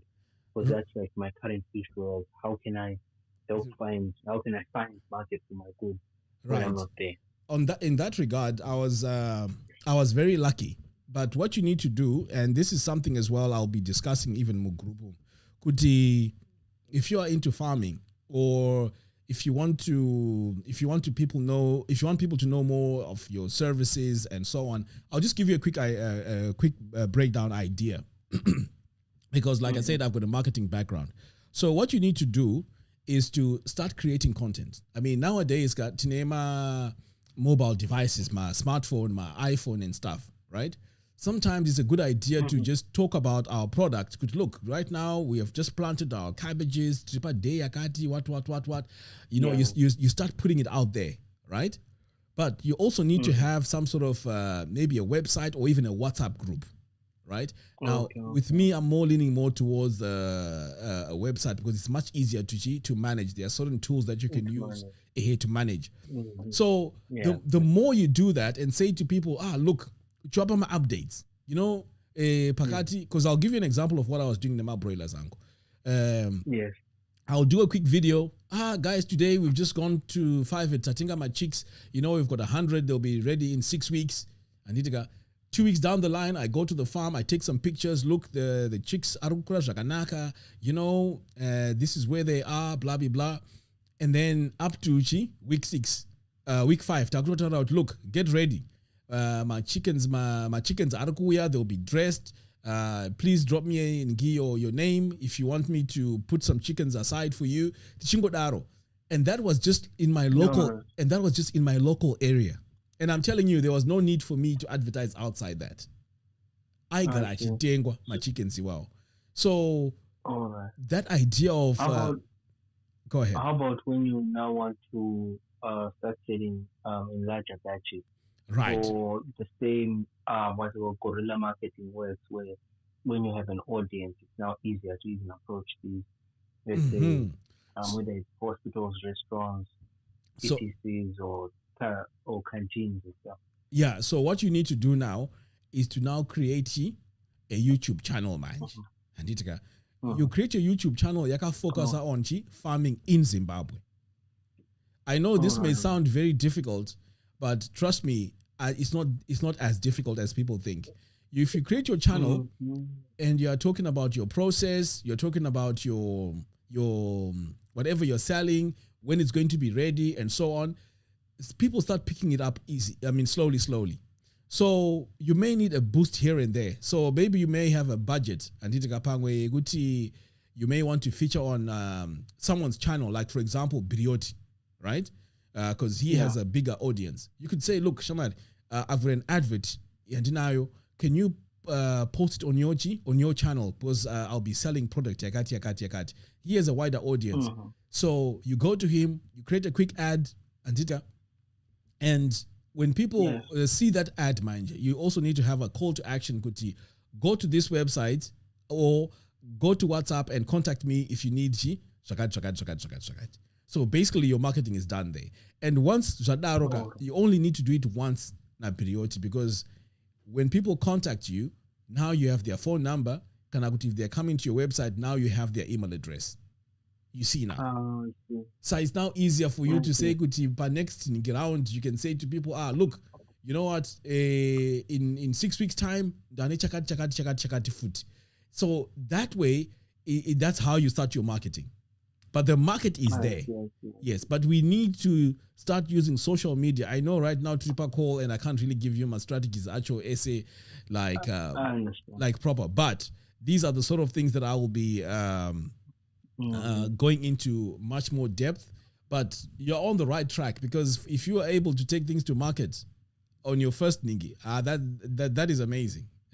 Thank you very much. No, that is amazing, because I know how difficult it is. I know how difficult it is. And you'll be amazed, Kuti, when you do these videos. I remember I did a video about my chickens. And this lady, Anita, traditional kitchen, actually got in touch with me after watching that video. So I went to see her, and I saw the place. It was quite nice. It was along Kokapira Chinoi Street. Very, very nice place. At that time, they ate my road runner. So the a sample. They got, listen, try this out. Let me know if this is what you want. She tried it. She was happy with the chicken, the texture yacho and everything. And then she said to me, look, I want 20 a week. Believe it or not, the supplier is 20 a week. Because at that time, I had so many of these chickens, and even though I was giving her 20 a week, I also spent so much money feeding them, because they were not free range. I mean, I was buying commercial feed to feed my road runners. I mean, in fact, that's a mistake I did, but of course, you can imagine. But my point was, it's quite easy to do your marketing. You just need to know a few things to get you up and running, and pretty much you're good to go. All right. Thank you so much. No, thank you for calling in. Just text me about the accommodation thing. I might have someone in mind who could actually take care of your place at Igarai Papo. All right. Before, I just wanted to ask two last questions. Sure. The first one was export market oriented agriculture. So I know there's a company known as Kuminda supporting them. They're doing like amazing work. Mm-hmm. And yeah, and like, have you met anyone who's actually farming or starting the process to get themselves certified, etc., so that they can start maybe farming for the export market Okay, so or contract farming? yes, that's a good question. I actually went to a show called Pomono. Um, Mm-hmm. it's an agricultural show, and we have the normal one along Samora Machel. The one I went to is along Pomona Borodil. So when I went there, I think I actually posted a few videos. When I got there was a company that were doing organic stuff. So I got their details. They have my contacts. Anyone who wants to do export. So I may need to look into that and perhaps share that information with you. But I mean, it's there, and people are actually doing that export stuff. All right. Then last one was, do you have any contact with freight from China? Ocean freight from China. Just so that I can order like agricultural equipment like my drip line. Because drip is quite cheap to China. It's like same. That's true. That's true. It's quite cheap. Yeah, but then mostly the shipping cost in itself adds up. Yes. So I wanted to know if you know anyone later the actual cargo. Okay, there's a guy when a few months ago. I saw him on social media, but I haven't used him before, so I may need to revisit that and see is this someone and trust, because I'm also looking for a few equipment here and there for the farm as well. Yes, so I'll also look at I'll check my my messages, because the guy I had him in contact. I told at that time actually I wanted a machine to do my bricks, because I wanted to do my own bricks farm. Yes, when I contacted him, so I'll have to revisit that and look at my my contacts, and then I could share them with you as well. All right. Okay. Thank you so much. I also wanted to ask, had you ever thought of going down the value chain? Like, I understand you were making chickens. You have maybe a canteen, or maybe, I don't know. Did you ever think about doing that? And is it feasible to people?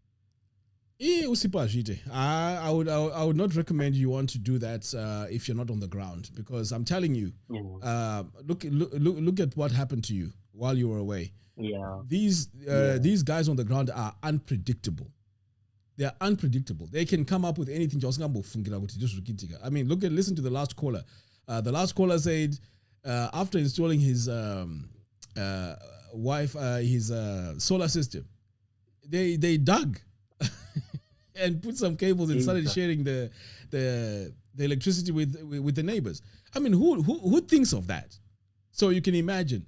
So I would not recommend doing that. But in terms of me looking at value chain, definitely I've thought about it, because I think selling whole chickens is the first step. But actually selling it fried or grilled, I think that would be the next step. I think that would be the best way, getting a good flavor and just making your chicken known for that kind of flavor. I think that would be the next way forward. But definitely, yes. But as you can imagine, all those things need quite a lot of money. I'm not really in a position to have all that stuff ready. Yes. Yeah. All right. Okay. I'll contact you about the other issues later on. Yes. Maybe tomorrow. Is that okay? Yeah. Sure. Yeah. Just send me a message on this number and just remind me about the conversation as well. All right. No, thank you. No, thank you so much for sharing your story. Really appreciate it. Take care. Cheers. Bye. Wow, this is very, very exciting. To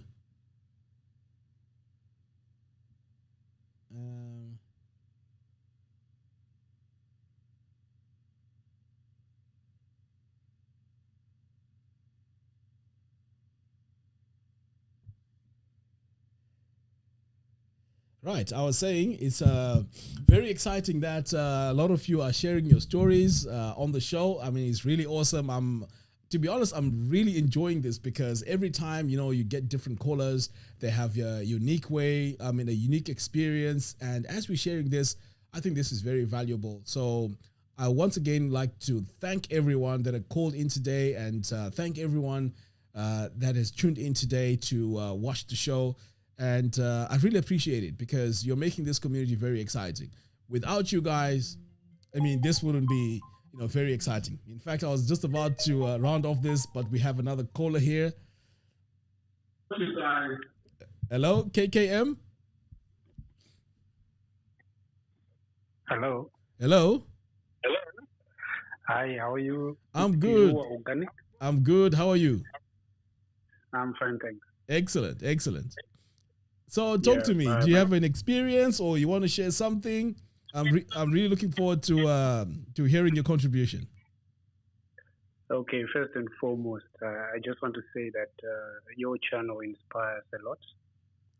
Thank you so much. And I just have an experience. I recently left Zim, right? Mm-hmm. I've been there, I've been trying, but I got an opportunity outside.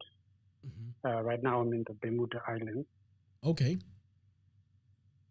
Yeah, so the funny part is I had a business. Right, not really a business, it was a snooker business. As simple as it seems, but I used to reckon about, on a low business side, 500 a month. Okay. But it could go up to maybe $800 a month from snooker table. So maybe my contribution is just, being in the diaspora, you might fear that in Zim there is nothing, you cannot achieve anything, things are hard, which is not true. So you are telling me that snooker table, that snooker thing, you can actually make money from that? People are making money in Zim from snooker tables. I was introduced with my friend, and wow. At first I didn't take serious. I was like, how much can you get from $1 for 4 game, right? Uh-huh. But funny enough, I had my dad had a bottle store, right? Uh-huh. So I installed those snooker tables. There were 2 of them. Mm-hmm. And I invested 2,000 at first because one costed about $1,000. Okay.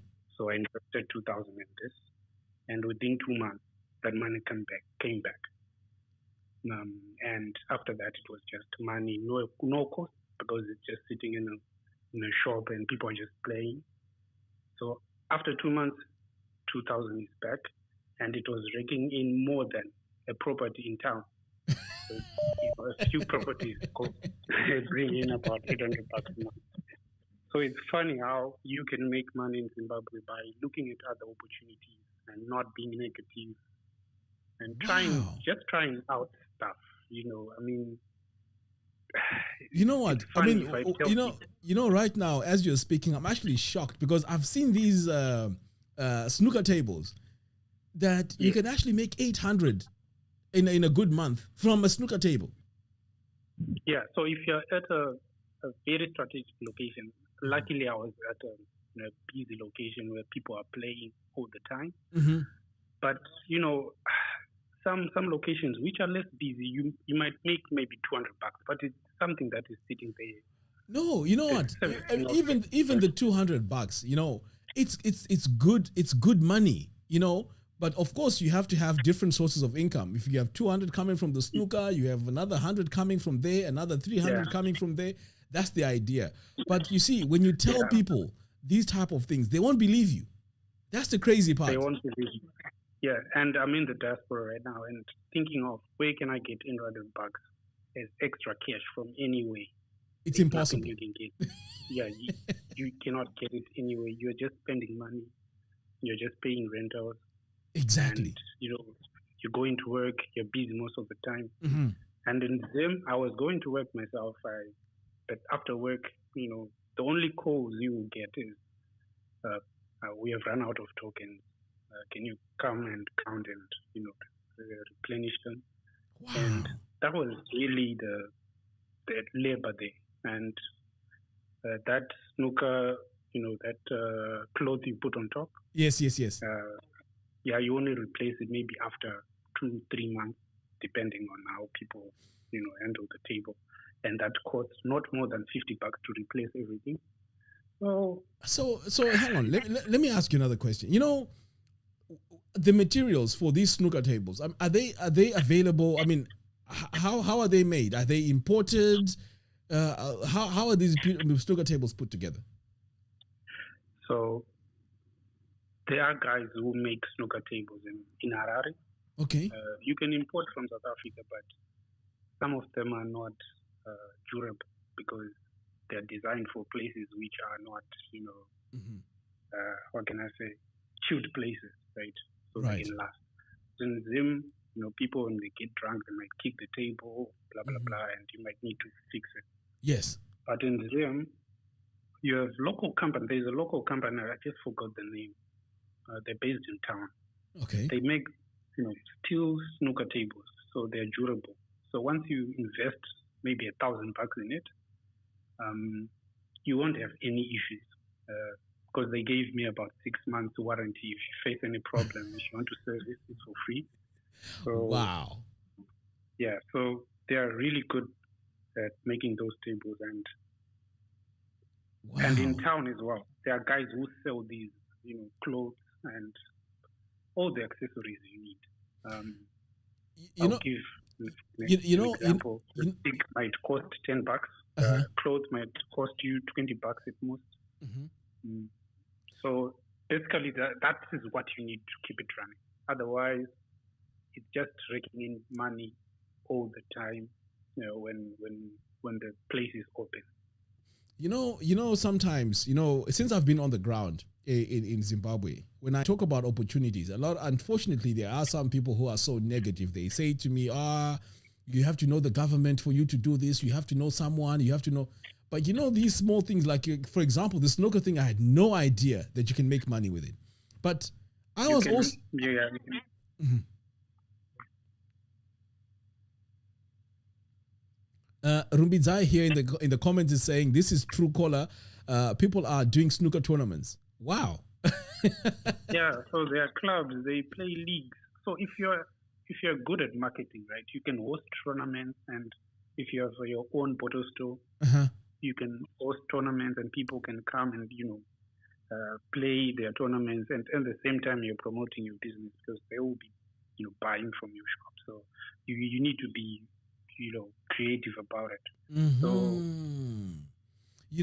if it's raking in $800, right, and you ask, you give a winner, after 3 months or 2 months, $200. It's a lot of money for those guys. Of course. They win.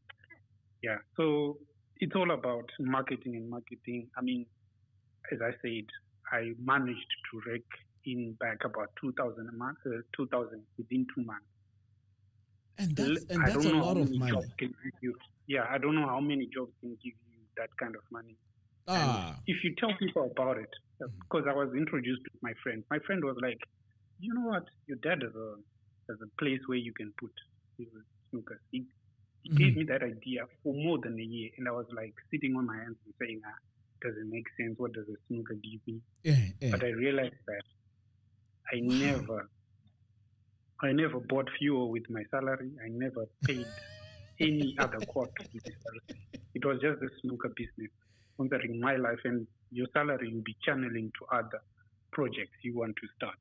So it's the simple things that we take for granted, especially in Zim. So, the negativity, I understand people have their issues. Maybe that is what gives, that kind of negativity. But if you are on the ground and if you have capital, try to think of something that can give you some cash, You know what? Even you saying this, you've just reminded me of someone that was telling me that he makes $50 to $80 per day selling ice.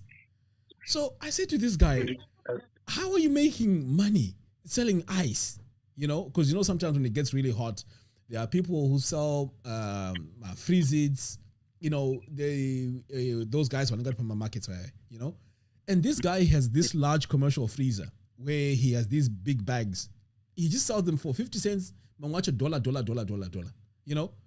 And he sells 50 of them a day. All he has to do is to put them in the car and deliver them to wherever he needs to deliver them. And I looked at this guy and I was like, wow, $50 a day in Zim. That's a lot of money. That's a lot of money. And you won't get those kind of, like, these people will be coming in with US dollars. We are not talking about, all these other currencies. They will be coming with hard cash. And you Of course. hard cash. Yeah. So people do have money in them. If you go to weddings, if you go to, before that, I think the first few, I think that was around 2018, 2019. I had a drone, like a simple drone. So when I bought it, it was like for leisure. I just wanted a gadget because I'm into gadgets. So right. When I started, someone asked me, "Why are you buying this drone? What do you need it for?" And I was like, "It just fascinates me, the technology." Then after that, someone linked me up to this guy who did weddings, and he was like, "Can you come with your drone? I just need a few shots of the wedding, and I'll pay you, for an hour or so." So during that time, I started to do gigs for weddings, and I would charge for just being at a wedding for about an hour. I would charge $100. Wow! I bought this drone for about $1,000, and then each weekend I would have 2 or 3 weddings. Calls. I want a drone. I have to admit, it was the first mover advantage. Most video guys or photo guys didn't have drones. During my leisure time, when I was playing around with it, I gained a lot of experience in controlling it, so I wouldn't crash it. I would take steady footage. So I started doing it a lot. So every weekend I was getting to it. I think I traveled to Nyanga, I traveled to Vic Falls, I traveled to Blawa to do weddings there. And I bought it for $1,000, as I said, and I got 3 times more than the cost I invested in that drone. So yeah, as I said, in them you just need to open up your mind. You know what? Even me listening to you talking about this drone thing, can you believe when I came to Zimbabwe, I came in with a drone, DJI 2S, right? I think I can't remember how much I bought it for. But right now, I haven't even flown it. And you are telling me that you just went to do this wedding and you're able to charge. Can you imagine how easy that is? You just learn how to fly your drone. I got it registered. It has everything with the CCAZ, I think, at the airport. Everything's all registered. I have a drone. But oh my goodness. So it's a lot of opportunities. So I started to get interested in drones. So right now, I think the guys who I've worked with, I think when we started, now one guy has his own company, he says mines and everything, he's making money out of it. Unfortunately, I didn't pursue that lane because, I was busy with something else. But as I said, having something as a side hustle, you never know how much money you can make from it. Myself, I'm a software developer. You're a software developer? Yes. Wow. So doing this thing, on your, like as a side hustle, really opened up my mind to say, as much as I have a job, 9 to 5, you can find other things to give you money. And it's an opportunity that I don't get in the diaspora. I know that in some places you can invest in businesses and make money, but in Zim it's easier because you're at home and barriers to entry are minimal.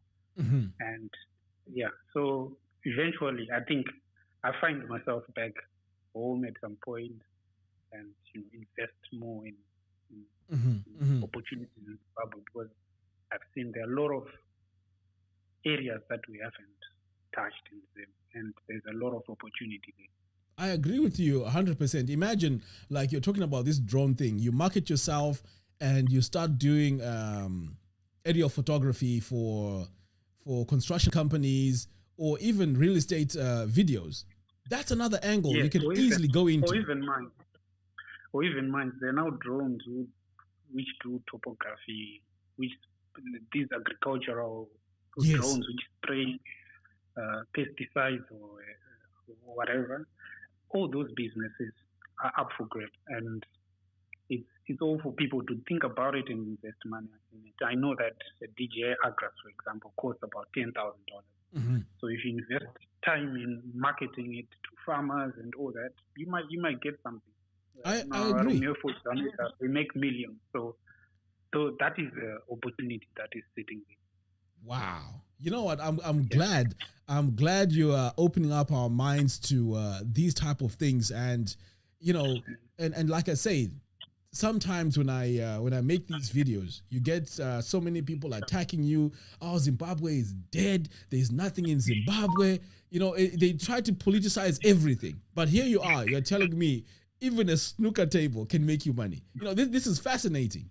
And right now, I'm actually inspired by you because I have a brand new drone I bought from the UK. Brand new. I haven't even started, using it. I only did a few shots at the farm and that was it. You know, it's. Oh, there are a lot of people who might need your service, and you'll be surprised. So it's just knowing the right people to approach. At the time I was working with guys who were doing weddings because they were doing weddings for people in the diaspora. So diaspora mostly wanted drone shots because that is what they were used to back in the diaspora. So offering that to them was a selling point for the videographer. Wow, that's amazing stuff, fascinating stuff, and I really appreciate you sharing this information with us. And I'm sure it has inspired one or two people also on this live show. And definitely, I've been inspired. I will definitely be looking into doing something with my drone for sure. Yeah. Okay. Thanks for your time and thanks for your life, and keep on doing what you're doing. It really inspires a lot of people, and we understand that negativity might be coming from somewhere, but you know what? We have to move. Exactly. To go on. No, thank you so much for calling. Not so many people are forward thinking, so just keep on doing what you're doing, and good luck. Thank you so much for calling, and I appreciate your contribution today. Thank you so much.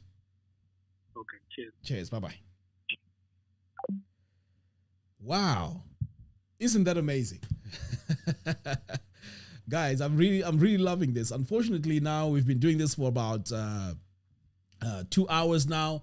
I'm looking forward to doing another one again. In fact, I'm going to make this a weekly one so that at least we hear stories like this. I mean, to be honest, I'm super excited that the last caller, I forgot I didn't take his name, KKM, he really shared things that I didn't even think you can make money from. It's amazing. It's really, really amazing. So I'm sure you've also been inspired the way I have been. So I think let's wrap this up, and I would like again to thank everyone for watching this. I made a video earlier on today.